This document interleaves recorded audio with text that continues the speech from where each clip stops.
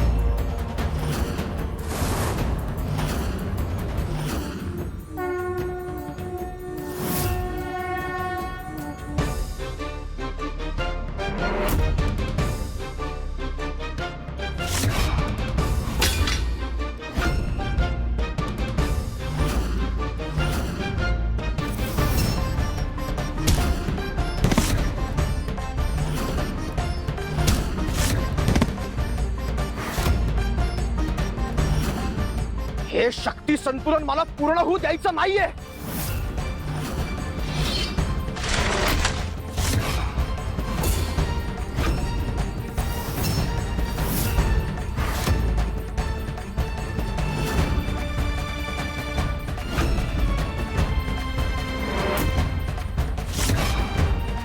हे दुस्साहस करून तू खूप मोठी चूक केली आहेस महिपती.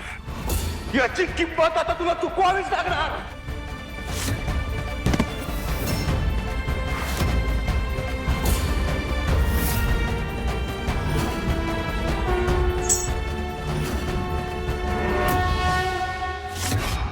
महिपती, तू तुळजा आणि आदिशक्तीच्या लीलेमध्ये बाधा आणण्याचा प्रयत्न केला आहे. याची शिक्षा तुला भोगावीच लागेल.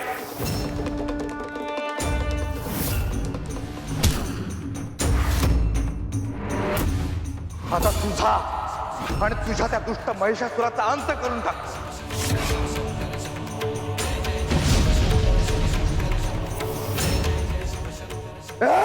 थांबा महादेवा.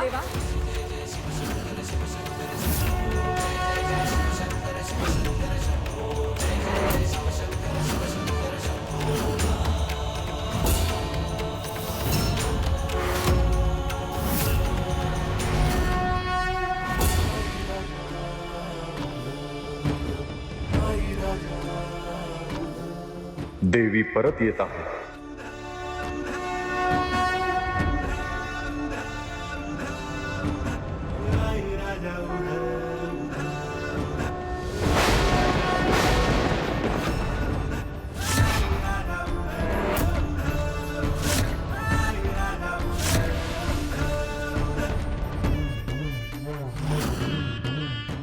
नंदी महाराज थांबा.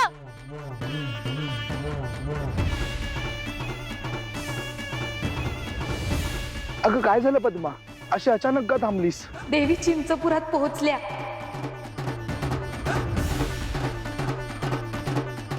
त्यांची लीला पूर्ण झाली.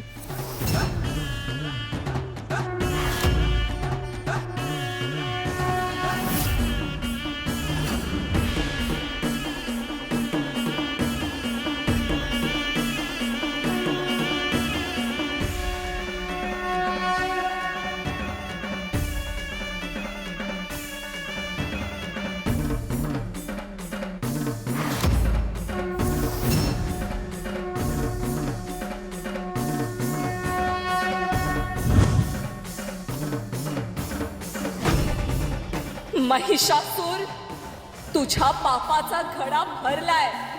तो क्षण आलाय.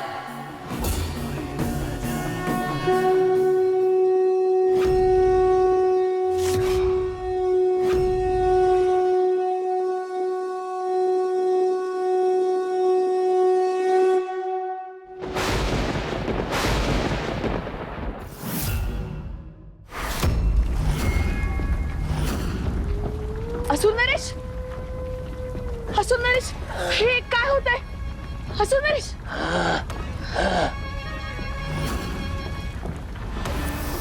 सम्राज्ञी दिव्य आवर्तन योग पूर्णत्वास जातोय. तिकडे काय घडत असेल?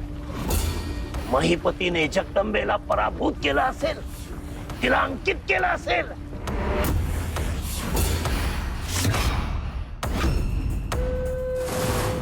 हे असंभव आहे.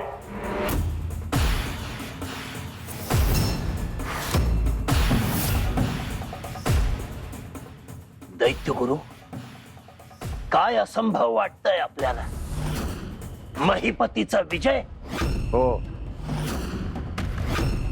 पण त्याचा विजय झाला असता तर पाताळातील आसुरी शक्तींचा उन्माद त्रैलोक्यामध्ये दुमदुमला असता. पण याउलट तुझ्या वाड्याला हादरे बसतायत महिषासुरा. याचा अर्थ महिपतीचा पराभव झालेला आहे.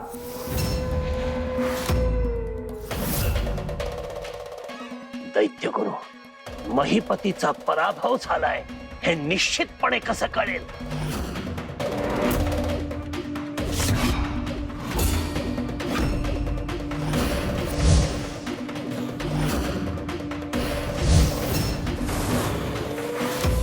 महिषासुरा, जगदंबा तिच्या तुळजा रूपात परत आलेली आहे.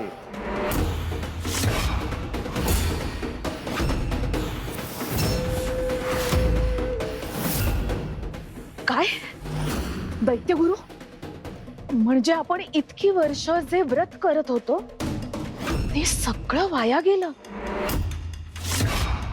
म्हणजे त्या तुळजाला पळवून लावणं, तिला जगदंबा रूपामध्ये जन्म घ्यायला भाग पाडणं, हे सारं व्यर्थ गेलं का?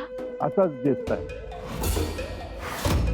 कारण आता तर तुळजा मानवी रूपात आलेली आहे आणि महिषासुराला मिळालेल्या वरदानानुसार त्याचा अंत फक्त मानवी स्त्रीच करू शकते.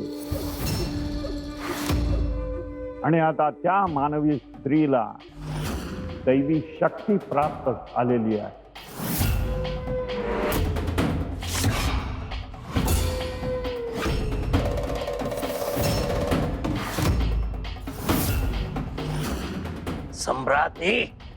सम्राज्ञी स्वतःवर नियंत्रण ठेवा.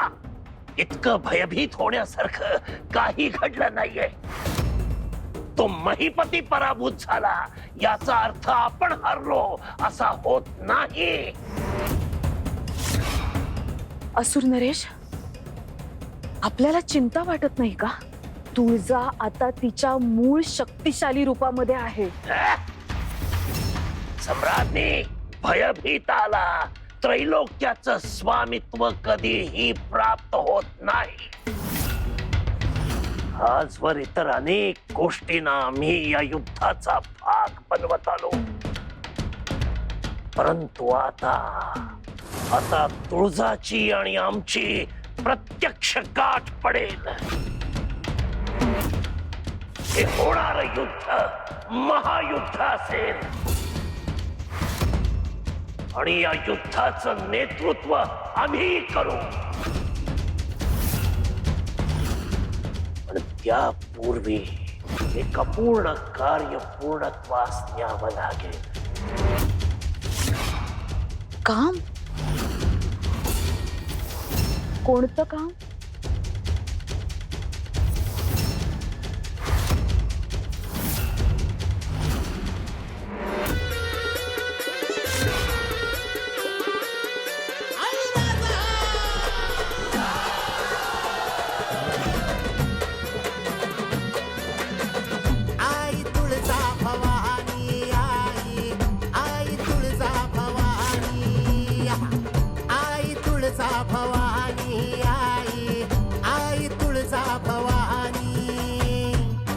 जननी तव चरणी आई, फळ येईशी न सरुनी जाई, सकळ पिडाने हरुनी आई, पोटाशी घे धरुनी आई, महिमा तव त्रिभुवनी आई, तुळजा भवानी आई, आई तुळजा भवानी, आई तुळजा भवानी आई, आई तुळजा भवानी.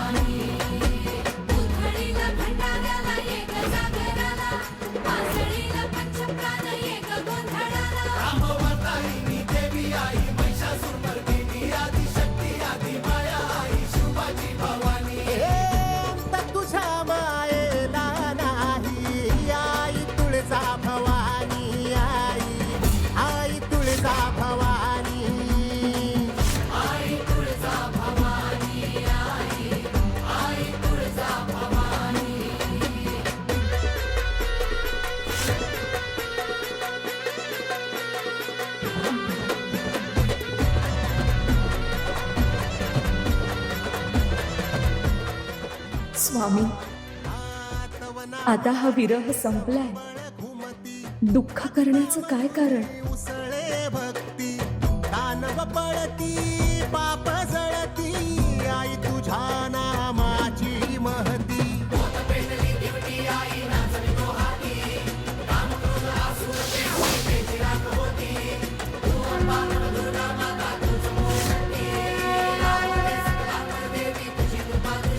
तुझा मळवट कपाळी आई भय संकट निवारी आई.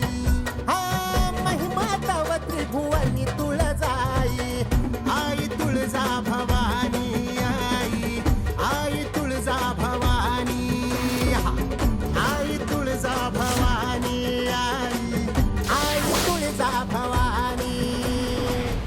आपण आम्हाला महिपतीचा अंत करण्यापासून का थांबवलं देवी? कारण महिषासुराचा अंत करायचं कार्य आमच्या हातून होणार आहे. तुम्ही जर तसा प्रयत्न केला असता तर विश्वाचा अंत झाला असता. मात्र महिषासूर टिकून राहिला असता. त्याला संपवण्याचं काम तुमचं नाही, परंतु आम्हाला तुमची साथ हवी आहे हे नक्की. आपली साथ देण्यासाठी आम्ही सदैव तत्पर आहोत देवी. परंतु ज्या महिषासुरामुळे आपल्याला इतकी वर्ष विरह सहन करावा लागला, आता त्याचा अंत होणं आवश्यक आहे. त्याचा अंत जवळ आलाय, परंतु तो इतका सोपा नसेल. प्रभू, प्रणाम प्रभू.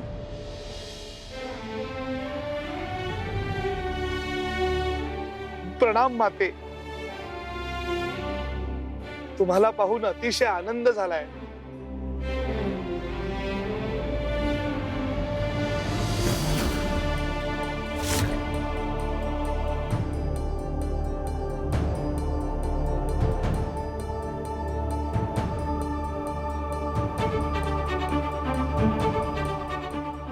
माते, माते, भिंगार गावातून महिपती तुमच्यावर आणि देवींवर हल्ला करायला निघाला होता.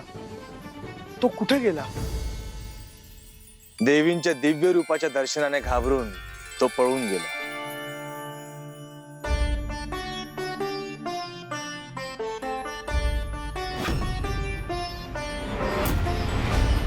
अय्यो, कुठल्याही परिस्थितीत हे गाव सोडून निघायला हवं बघा. अयो, आता तर खरी मजा येत होती आणि आता परत निघायचं. मी काय म्हणतो, आपण इथेच थांबलं तर नाही चालणार काय? अय्यो, हुंबासारखं काय बोलतोस रे तू? अयो, इथलं सगळं संपलंय बघ. आपला डाव फसला की रे. अयो, आता परत जायला हवं. गावकऱ्यांना आपलं सत्य कळायच्या आत इथून निघायला हवं बघा. अयो, पण नक्की कुठे जायचं म्हणतो मी आपण? अय्यो, तू पाताळ लोकात असुर रूपात पुन्हा जायला मोकळायस की रे. आणि मी पुन्हा सम्राज्ञीच्या सेवेत. अयो, जे घडू नये म्हणून विनवण्या करत होतो तेच घडतंय बघ पुन्हा. आता चल की रे. अयो, असुर नरेश.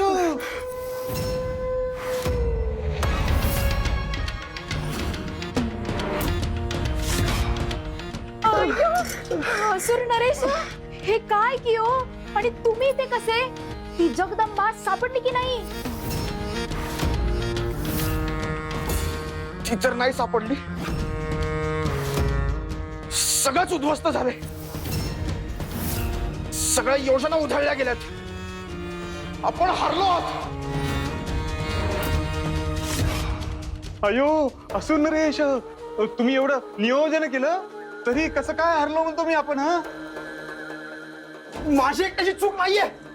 तुम्ही आखलेल्या योजना, तुम्ही आखलेल्या युक्त्या सगळ्या फसल्यात. आता जर मी महिषासुरांच्या हाती लागलो तर ते मला संपवतील आणि त्यांची मूळ शक्ती त्यांना प्राप्त होईल. त्यामुळे काही करा, मला लपवा. मला त्यांच्या हाती लागायचं नाहीये. आता तुझी सुटका नाही.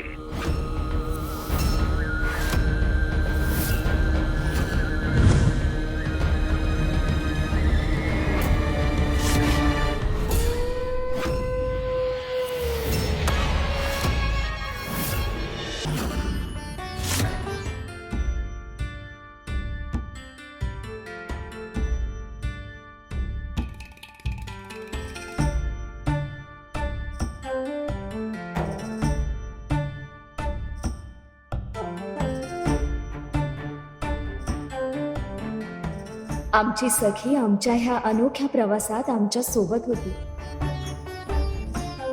जगदंबा रूपात तुझी साथ आम्हाला लाभली याचा आम्हाला खूप आनंद होतोय पद्महंसा. पद्महंसा नाही देवी, पद्मा.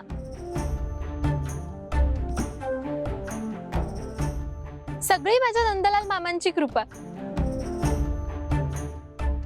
पण देवी, त्यांच्याच प्रयत्नांमुळे मला तुमचा सहवास लाभला. पद्मा, अगं ही सगळी महादेवांचीच लीला होती. खरे, पण देवी, मला तुमचा सहवास लाभला हे माझं भाग्यच आहे. पण आता एक महत्वाची गोष्ट.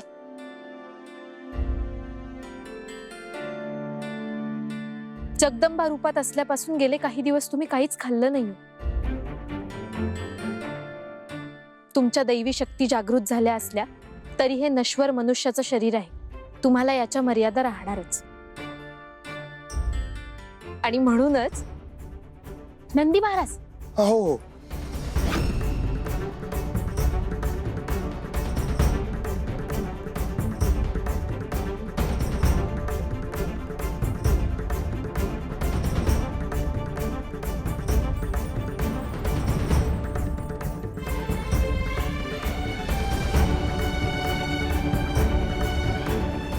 स्वामी,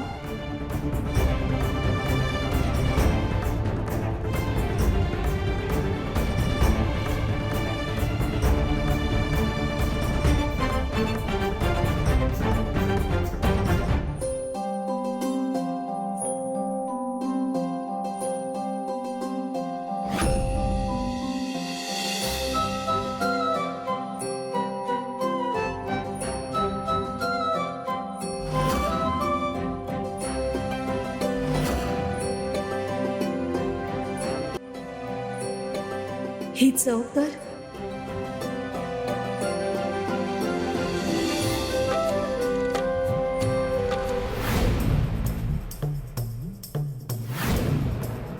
हे आईच्या हातचं जेवण आहे.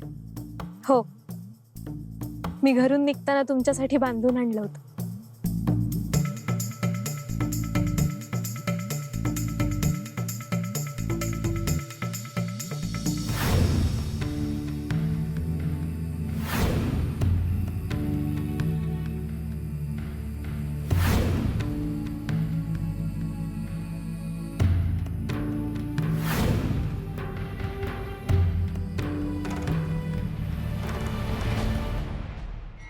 मूर्खा, मूढा, या सामान्य सेवकांसमोर गयावया करतो आहेस.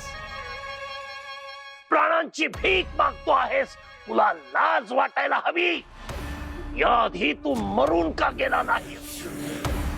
साक्षात त्रैलोक्याचा स्वामी असणाऱ्या महिषासुराचा अंश आहेस तू. हा असा दीन दुबळा, गलितकात्र, भयभीत कसा असू शकतो? आता एकच कार्य पूर्ण आहे. तुझा अंत करून माझी शक्ती पुन्हा प्राप्त करणं.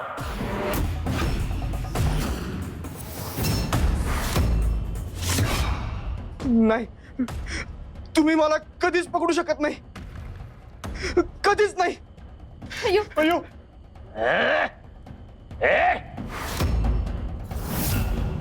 जा, पकडा त्याला. अय्यो, आता तुझा पूर्ण शक्तिरूप सुद्धा पूर्ण शक्तिरूप होईल.